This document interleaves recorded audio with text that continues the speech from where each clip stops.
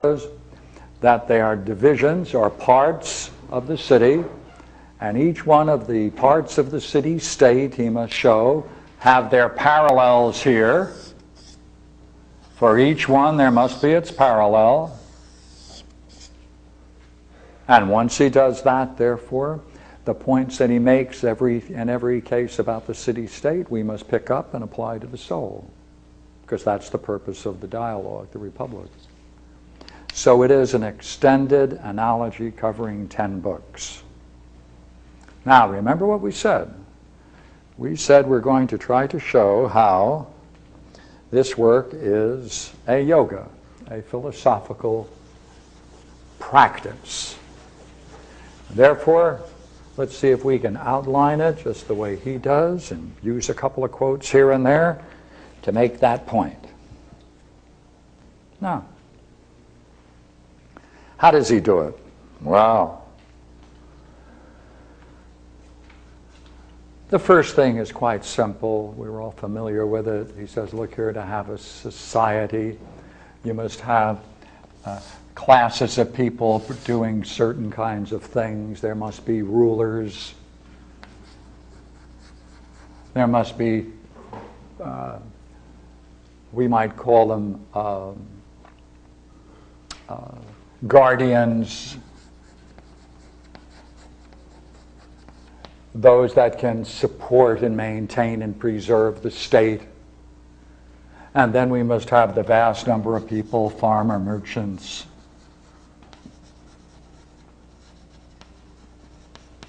That's what we mean. So equally well then, if there's going to be a soul, there must be a ruling part. There must be a high-spirited part. And as farmers and merchants are concerned with supplying us with our needs, so there must be a needs, a desire, and needs part to be satisfied.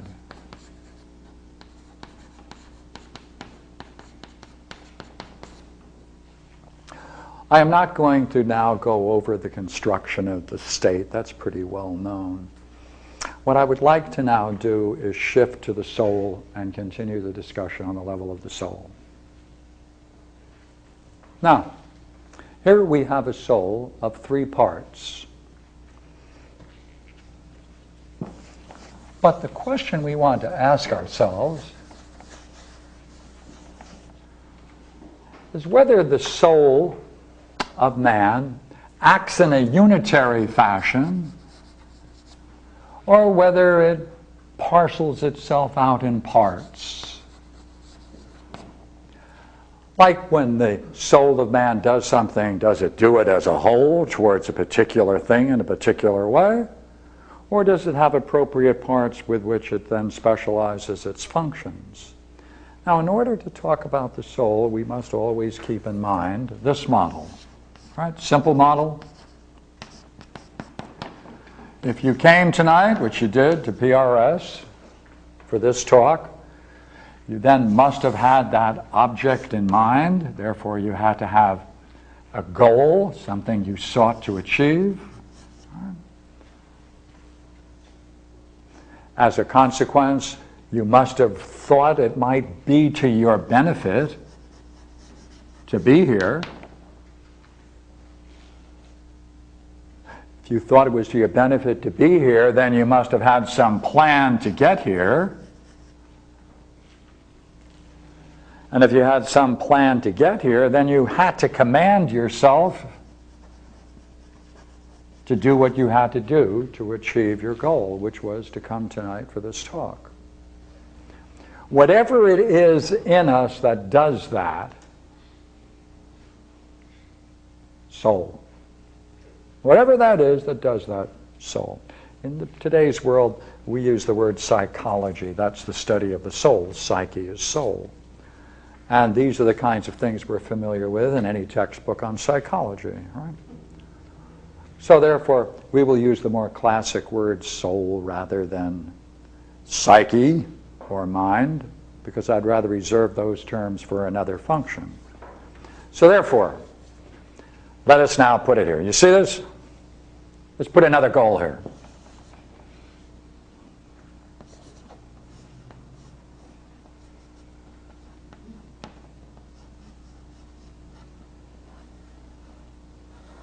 Here you can see in this very beautiful glass of water with a mug, right? Might you not then seek that, especially if you have a thirst?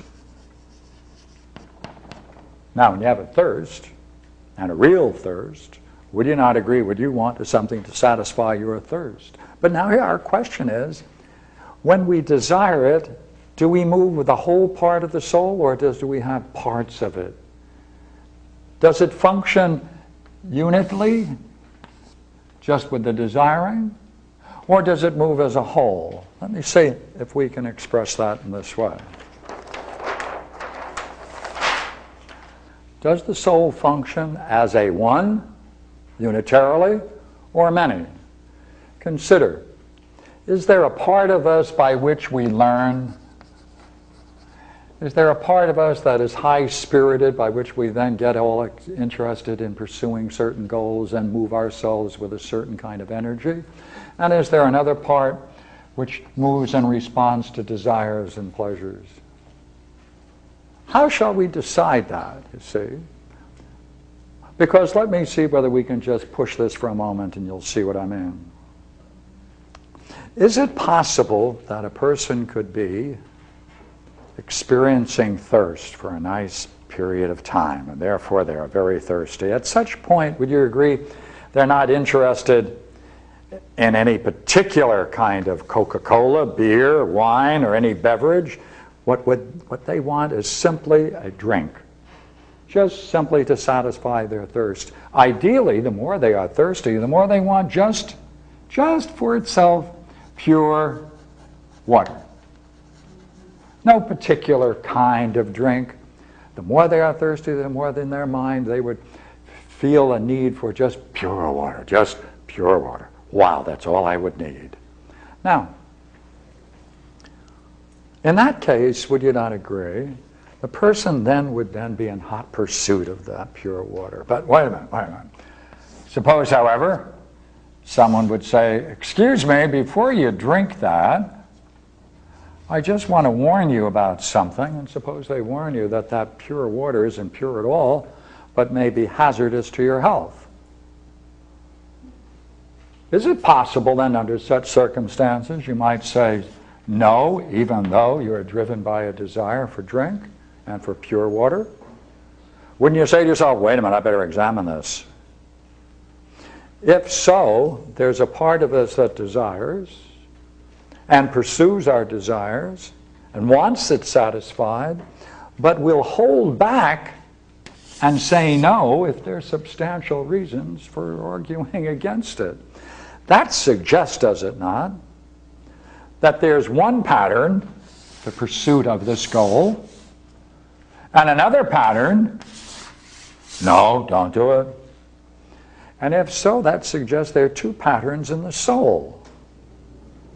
Well, you might be very high-spirited and drive yourself towards that drink, but nonetheless, would you not agree, the stronger and the louder that no is, the more you hold yourself back? Well, then to that degree, we are in a curious place, because to the degree that the high-spirited part of you listens to the arguments that water is dangerous to your health, it's polluted, to that degree, that high-spirited part of your nature is now going to become an ally of your reasoning part. Well, if that's the case, then it looks like the high-spirited part can join with the reasoning part against desire.